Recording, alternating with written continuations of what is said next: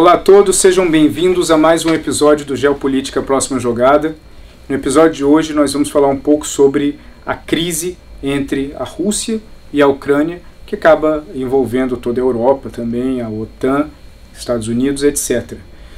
Sejam muito bem-vindos ao programa de hoje. Para vocês que estão assistindo pela primeira vez, muito obrigado. Se gostarem, se inscrevam no canal. E para vocês que já são assíduos também, muito obrigado. Deixem seus comentários, suas críticas. E vamos para mais um episódio.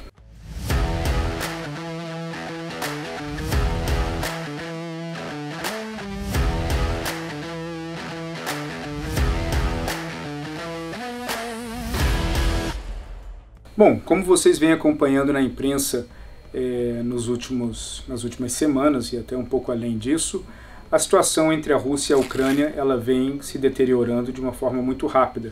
Inclusive aqui em Washington existe a expectativa de que uma invasão russa na Ucrânia possa ocorrer já no início do ano que vem, provavelmente nos primeiros 3 meses do ano, e para isso que eles estão montando toda uma estratégia em cima dessa data. Hoje nós temos aproximadamente 100 mil tropas russas na fronteira, incluindo alguns batalhões específicos de assalto que são tradicionalmente utilizados em invasões como as que ocorreram na Geórgia e também na Chechênia. A Rússia ela vem montando toda essa operação na fronteira com a Ucrânia com alguns objetivos, não necessariamente de invadir, apesar de que todos os indícios estão dando que isso vai acontecer. O Acordo de Minsk, de alguns anos atrás, incluiu, entre alguns temas, a possibilidade da Ucrânia ter uma autonomia, obviamente, por se tratar de um país independente, de ingressar na OTAN, mas também de ingressar na União Europeia, entre outros tipos de acordos e parcerias que eles poderiam desenvolver com países ocidentais, do ponto de vista russo. E isso para a Rússia é, na verdade, um pesadelo. A última coisa que eles querem é a OTAN fazendo fronteira com a Rússia, onde eles consideram que isso acaba sendo uma grave ameaça à sua segurança nacional. O Putin diversas vezes já falou, já deixou claro que ele não aceita esse papel da OTAN nem da União Europeia em cima da Ucrânia e vive ressaltando todos os laços históricos, étnicos e culturais entre os russos e os ucranianos. A civilização russa ela teve seu início na Ucrânia, no que era chamado de Kiev Rus, lá atrás, no processo de milhares de anos, onde o desenvolvimento de toda essa civilização tem na Ucrânia o seu berço, e o Putin ele sempre lembra disso.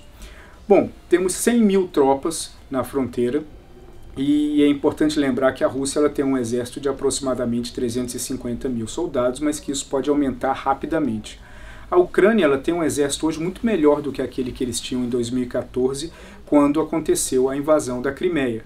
Hoje a Ucrânia ela conta com aproximadamente 250, 280 mil soldados, podendo ampliar um pouco em caso de necessidade, mas em termos de equipamento e armamento, eles estão, obviamente, muito melhores do que estavam em 2014, eles importaram muitas armas e receberam muitas armas dos Estados Unidos e de outros países europeus, mas isso não é suficiente para contrapor todo o poderio militar russo. Essas 100 mil tropas que existem, elas ainda precisam de alguns elementos básicos para que a concepção ideal de uma invasão ela passe a ser considerada como iminente pelos especialistas de Washington e também de Londres, que estão avaliando isso de muito perto. A identificação da inteligência desses países é de que falta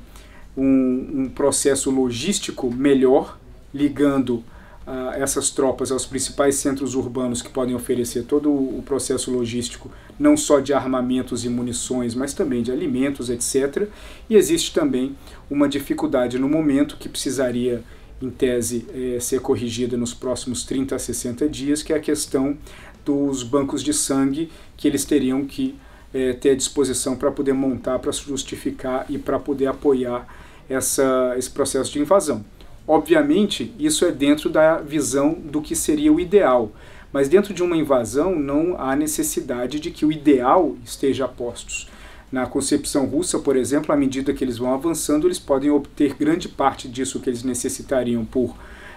internamente dentro da sua cadeia logística, eles podem ir obtendo à medida que eles vão avançando dentro do próprio território ucraniano.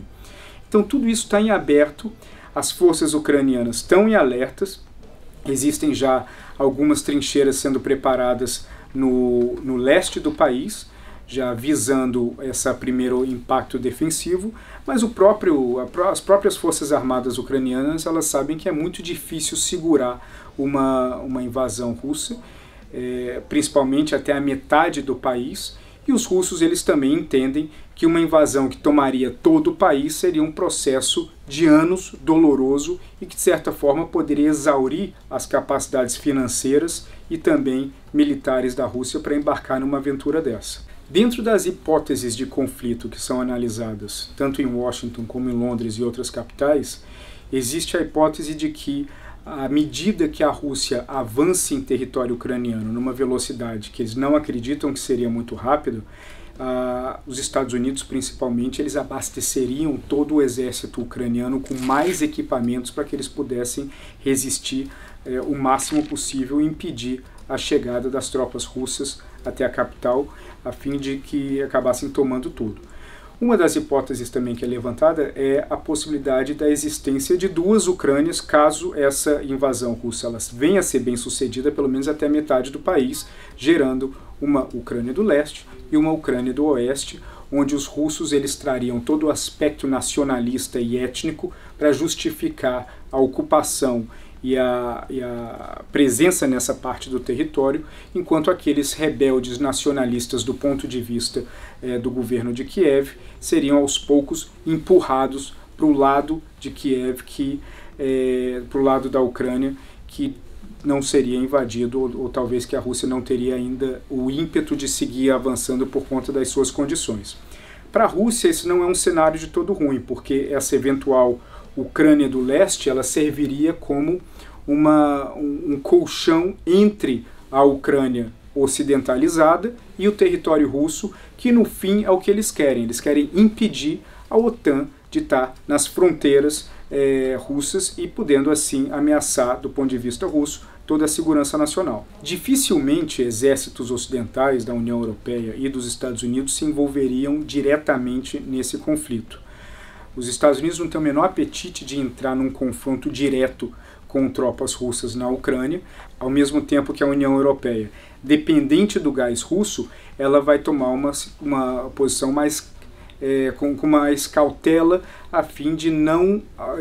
irritar tanto os russos para que o fluxo de gás siga e, ao mesmo tempo, tentar marcar presença em nome da democracia e em nome da independência da Ucrânia. Isso vai ser um teste de fogo muito importante para todo mundo, porque se a posição da União Europeia acabar sendo molenga demais, isso vai fazer com que vários outros países europeus daquela região comecem a perder gradativamente ainda mais confiança que eles têm na União Europeia. Então isso é um problema grande. Ao mesmo tempo, à medida que eles tomarem decisões muito macias, muito frágeis em relação à Ucrânia, isso vai fazer com que a Rússia entenda que ela tem uma grande vantagem na mão, que é o do fornecimento de gás, e que basicamente não importa o que eles façam, a União Europeia não vai tomar nenhuma decisão pesada. Os Estados Unidos, além de fornecer armamentos para as tropas ucranianas, certamente iniciariam mais um pacote amplo de sanções contra a Rússia.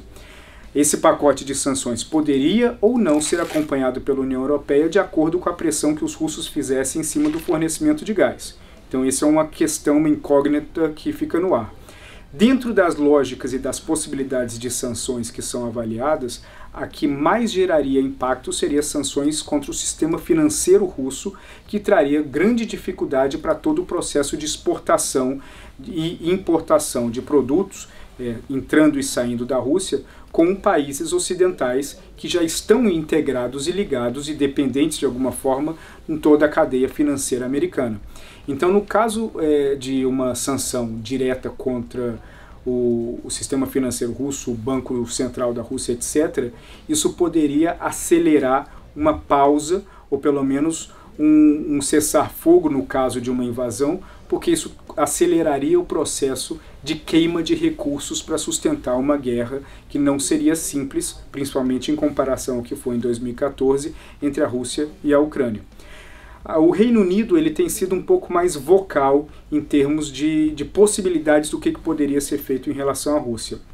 Apesar de que alguns especialistas no país eles falam que uma intervenção ou uma participação militar não deve ser descartada,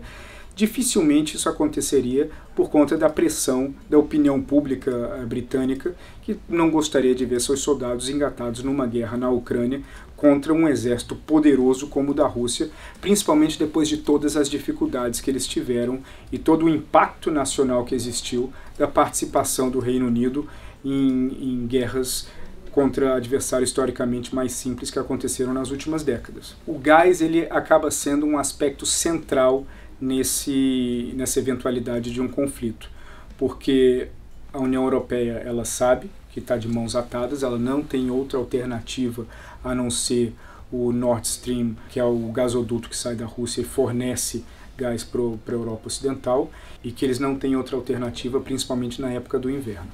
Então esse ponto seria interessante porque mesmo com as sanções e com toda a narrativa que poderia ser agressiva ou não da União Europeia em relação à Rússia, a Rússia não terminaria as suas exportações de gás, porque ela também se tornaria mais dependente dessas exportações por conta da necessidade de recursos financeiros, e em contrapartida a União Europeia ela também não aplicaria ou não aceitaria sanções em cima dessa exportação de gás, que é algo que os Estados Unidos tentariam convencer a União Europeia e ao mesmo tempo eles tentariam aplicar sanções nessa linha. Isso poderia criar um mal-estar entre a União Europeia e os Estados Unidos, que conceitualmente concordaria com todas as posturas americanas em relação a uma invasão na Ucrânia, mas por outro lado eles também não querem que eles se vejam sem nenhuma alternativa em relação ao fornecimento de gás. Então esse é um ponto que possivelmente poderia ter um impacto muito rápido e muito forte no processo de invasão, que poderia acelerar o processo de paralisia, de pausa ou até de um cessar-fogo. Por outro lado, a Rússia não mostra nenhum indício de que está blefando. Pode ser. Mas o Putin, à medida que ele amplia o número de tropas, e a expectativa é que esse número possa chegar a 175 mil tropas até o começo de fevereiro, ele aumenta também a expectativa da opinião pública russa, que de certa forma espera que ele mantenha essa postura porque ela comprou a narrativa da ameaça da presença da OTAN nas suas fronteiras. Então, para o Putin colocar 175 mil tropas, que é um volume monstruoso, e criar todo um aparato de invasão simplesmente para recuar, aquilo que ele teria que acordar com a União Europeia e com os Estados Unidos teria que ser muito vantajoso para que a opinião pública russa reconhecesse esse movimento como uma movimentação estratégica. Senão, isso pode dar um indício de fragilidade para o Putin domesticamente, que ele não quer e também não faz parte da sua característica.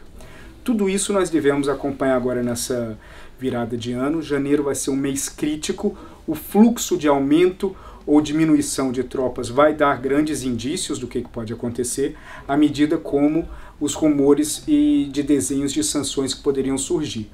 Mais importante do que os Estados Unidos é o papel da União Europeia nessa história. E o fato da União Europeia estar de braços atados por conta do gás faz com que ele seja um ator que precisa de cada vez mais uma postura bem pensada, estratégica, para que eles busquem uma saída diplomática para isso antes que a situação fique muito complicada para eles. Vamos ficando por aqui. Um abraço a todos, muito obrigado pela participação e aguardo seus comentários.